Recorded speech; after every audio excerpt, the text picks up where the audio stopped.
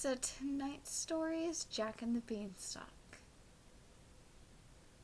It's a story I've read since I was little. Yeah. Alright. Shall we begin? Alright. Once upon a time, a poor widow who only had a son named Jack and a cow named Milky White. All they had to live on was the milk the cow gave every morning, which they carried to the market and sold until one day the cow started to produce no more milk. No more milk was produced. "What shall we do? What shall we do?" said the widow, wringing her hands. "Cheer up, Mother. I'll go and work somewhere," said Jack. "We've tried that before, and no one would take you," said his mother. "Ugh, we must sell Milky White, and with the money, we could start a shop or something." "All right, Mother," said Jack. "It's market day today, and I'll go and sell Milky White. And then we'll see what we can do." So he took the cow, and off he started. He hadn't gone far when he met a funny-looking old man who said to him, "Good morning, Jack." "Good morning to you too," said Jack. He wondered how he knew his name. How could he know his name? He'd never met this person before.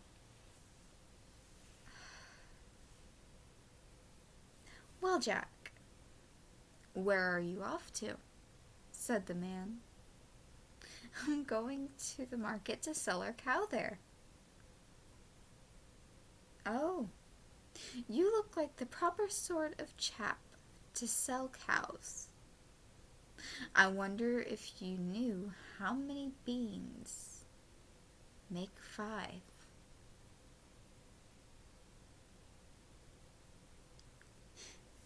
"2 in each hand, and 1 in your mouth," said Jack, as sharp as a needle. "Right you are. And here they are, the very beans themselves," he went on, pulling out of his pockets a number of strange-looking beans. "As you are so sharp," said he, I don't mind trading with you. Your cow for these beans." "Go along," said Jack. "You take me for a fool?" "Ah, but you don't know what these beans are." No, you don't," said the man. "If you plant them overnight, by morning, they'll grow up right to the sky."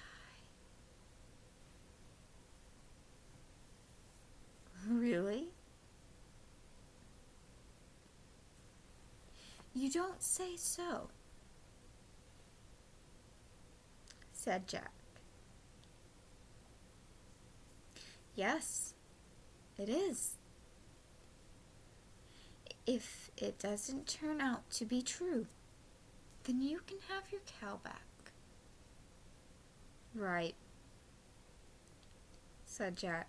and handed him over Milky White, then pocketed the beans.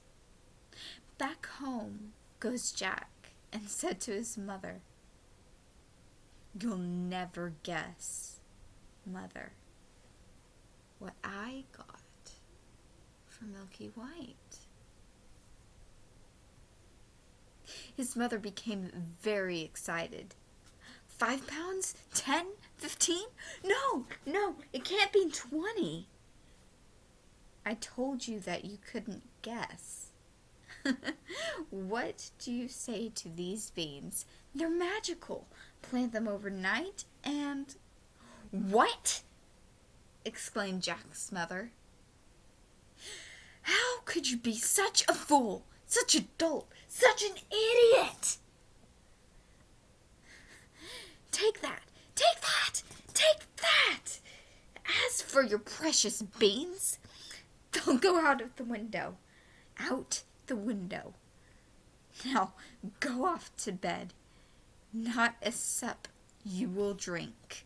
Not a bit shall you swallow tonight. So Jack went upstairs to his little room in the attic. Sad and sorry he was, for sure. At last he dropped off to sleep, knowing that his mother did not want the beans, knowing that his mother threw them out the window, out into the dirt. He woke up the next morning. The room looked funny. The sun was shining into part of it, and yet the rest of the room was very dark and shady. Jack jumped up and went to the window. What do you think he saw? Why, the beans his mother had thrown out of the window.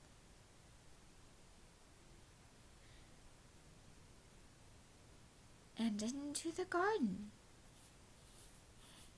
had grown into a giant beanstalk,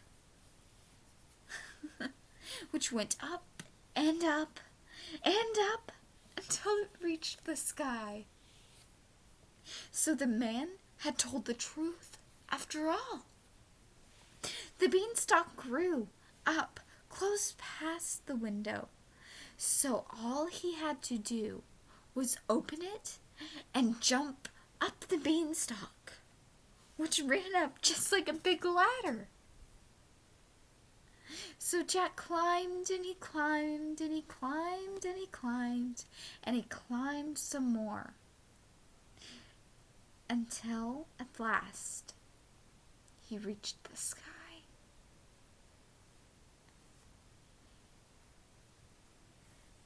He could see the clouds at last, the top of the clouds. And what did he see? Well, he saw a long, broad road going as straight as a pin could be.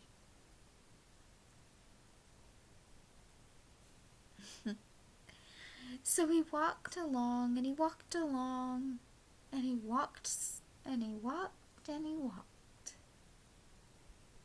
until finally he came to a great, big, tall house. And on the doorstep was a great, big, tall woman. "Good morning, ma'am," Jack said quite politely. "Could you be so kind as to give me some breakfast?" For he was so hungry. He was starving. "It's breakfast you want, is it?" said the great, big, tall woman. It's breakfast you will have if you don't move off from here. My man is an ogre, and there's nothing better he likes than boys boiled on toast. You'd better be moving along, or he'll be coming.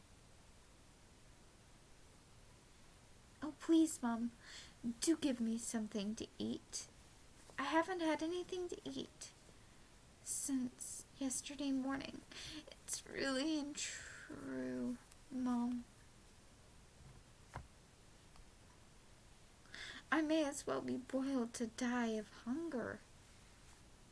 Well, the ogre's wife was not half so bad as all. So she took Jack and into the kitchen and gave him a hunk of bread and cheese and a jug of milk. Jack hadn't finished half of this when thump, thump, thump. The house began to shake and tremble with noise of someone coming. Goodness gracious, it's my old man. What on earth shall I do? Come quick and jump in here. She bundled Jack into the oven just as the ogre came in. He was a great big one for sure, and his belt, he had 3 calves strung up by the heels. The calves were big to Jack, but to the ogre, it was nothing more than a snack.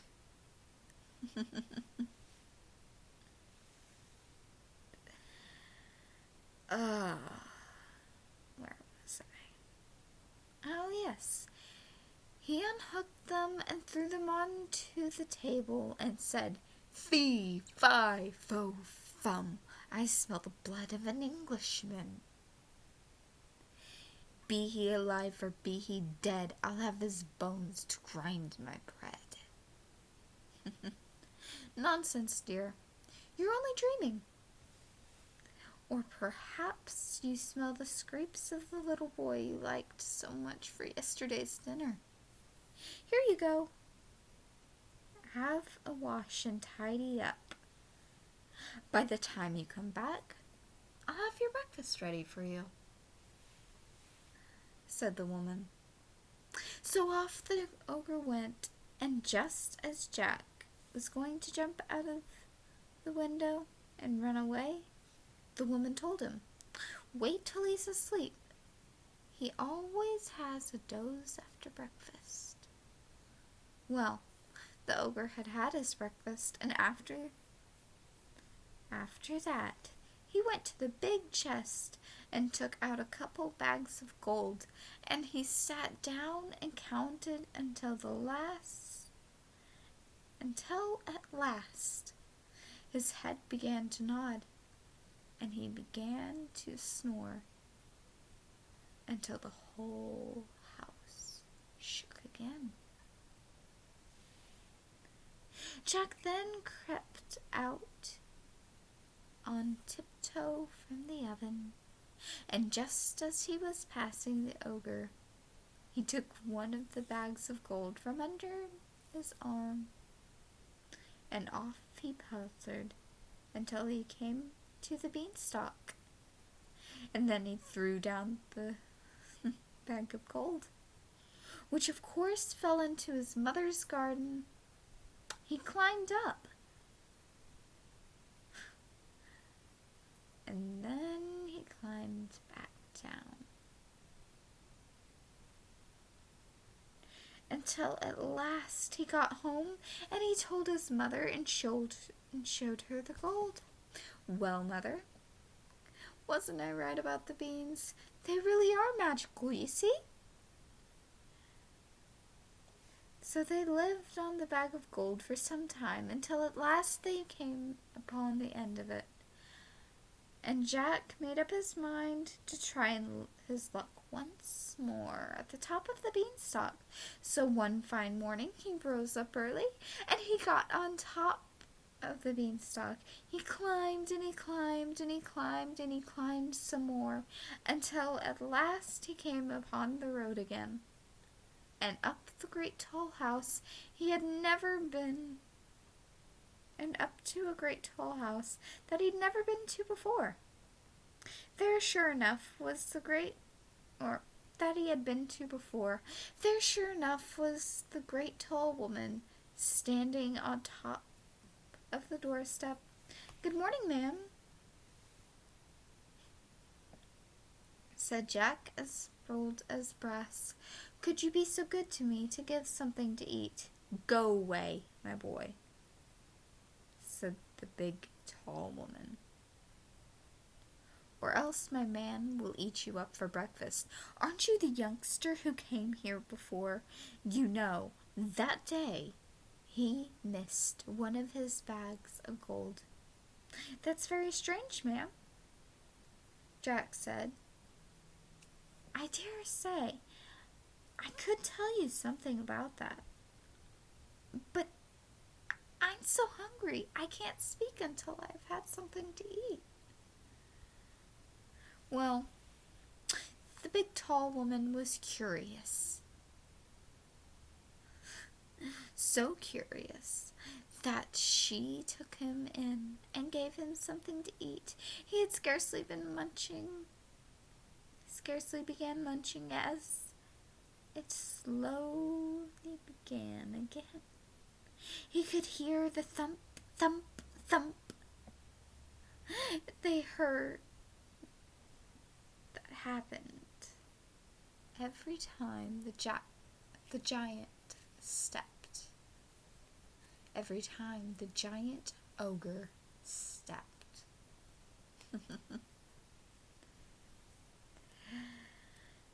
His wife then hid Jack away in the oven. All happened as it was before. In came the ogre, and after that he said fee, fi, fo, fum, and had his breakfast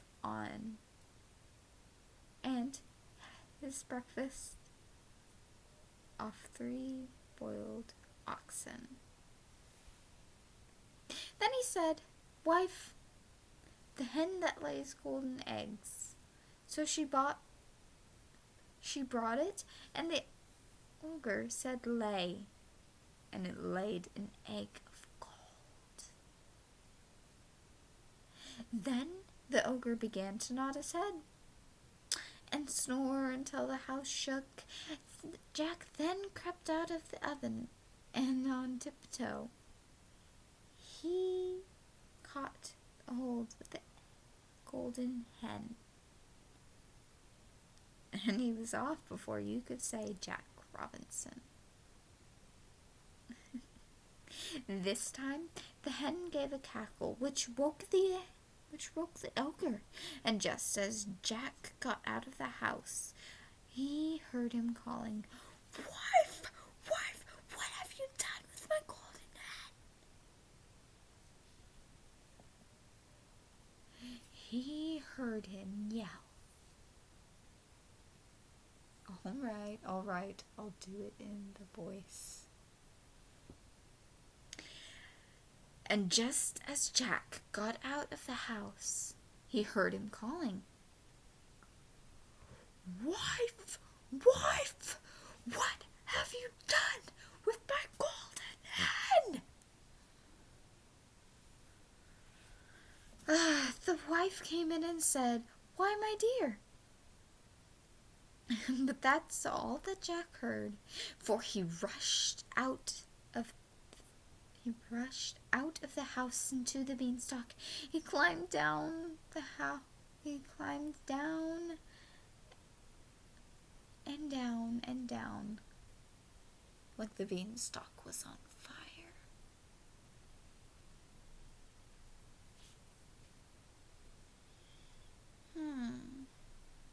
Yes, he did. Yes. Anyway, he got home and he showed his mother the wonderful hen, and he said lay to it, and it laid a golden egg. Every time he said lay. Every single time. Well, it wasn't long before Jack made up his mind to have another try at his luck on top of the beanstalk. One fine morning, he rose up. He rose up to the top of the beanstalk. This time he knew better than to go straight to the ogre's house. When he got near it, he waited behind a bush until he saw the ogre's wife come out with a pail to get some water. He then crept into the house and got into a big copper pot. He hadn't been there long when he heard thump, thump, thump, thump, thump. As before, in came the ogre and his wife.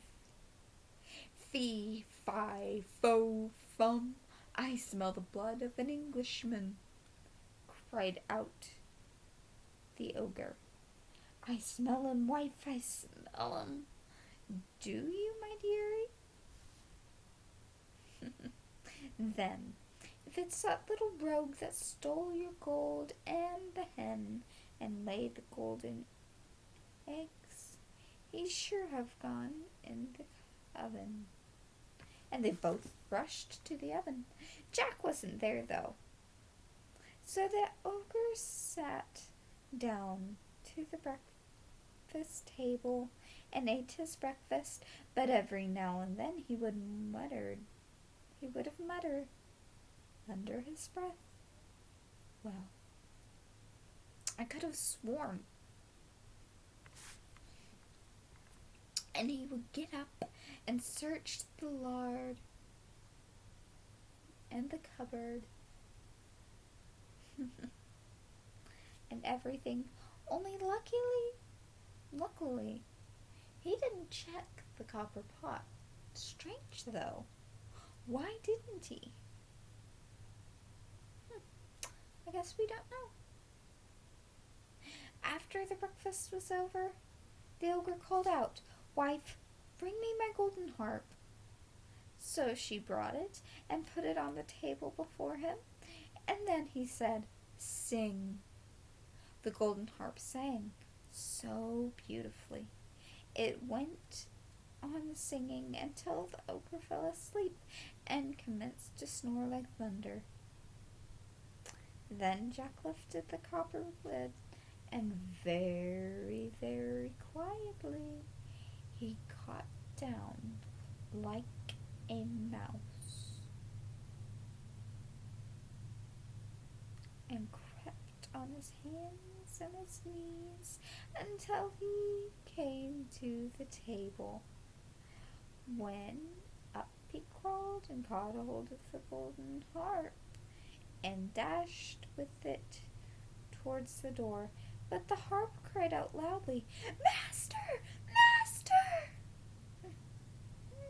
The ogre woke up just in time to see Jack running with his golden harp. Jack ran as fast as he could, and the ogre came running after. Oh, he would have soon caught him, but only Jack had a head start and dodged him just a bit. And he knew exactly where he was going.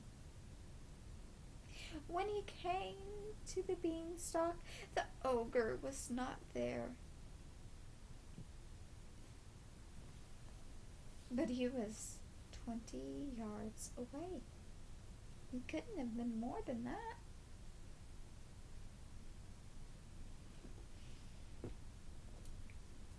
And then Jack disappeared.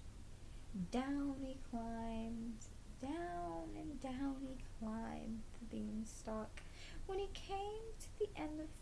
When the ogre came to the end of the road, he saw Jack underneath, climbing down for his dear life. Well, the ogre didn't like trusting himself to such a ladder, so he stood and he waited, and Jack got another start. Just then the harp cried out, "Master! Master!" And the ogre, he swung himself down onto the beanstalk, which shook with all his weight. Down Jack climbed, and after him climbed the ogre. After this time, Jack had climbed down, and he climbed. Jack had climbed down, and he climbed down until he was very near home. So he called out, "Mother, Mother, bring me an axe! I need an axe!" His mother came rushing out with an axe and in her hand, but when she came to the beanstalk, she stood still with fright, for there she saw the ogre with his legs through the clouds. Jack jumped down, and he took the axe. He took it and took a chop at the beanstalk, which cut and snapped in two.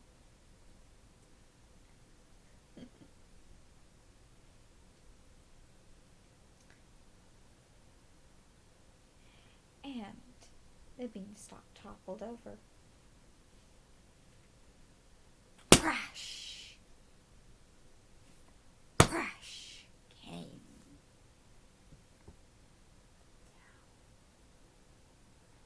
Crash came down the beanstalk.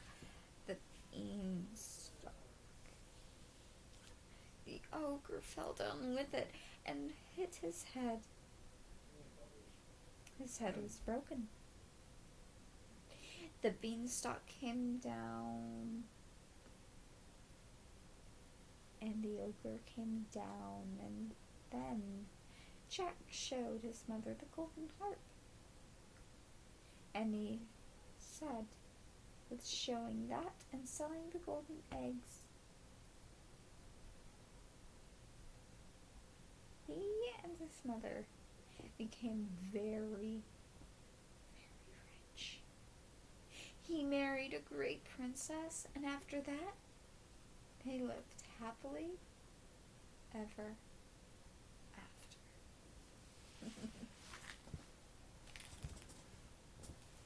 Good night. Sleep tight. Don't let the bed bugs bite.